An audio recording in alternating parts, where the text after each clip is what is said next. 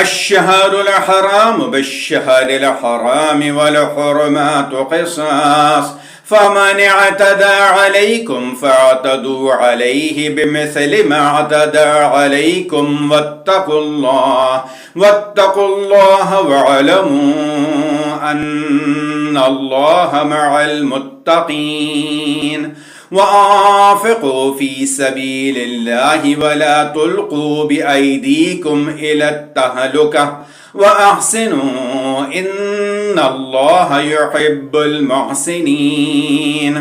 وأتموا الحج والعمرة لله، فإن أحصرتم فما استيسر من الهدي، ولا تحلقوا رؤوسكم حتى يبلغ الهدي محله، فمن كان منكم مريضا أو به أذى من رأسه ففدية من صيام أو صدقة أو نسك، فإذا أمنتم فمن تمتع بالعمرة إلى الحج فما استيسر من الهدي، فمن لم يجد فصيام 3 أيام في الحج و7 إذا رجعتم، تلك 10 كاملة، ذلك لمن لم يكن أهله حاضر المسجد الحرام.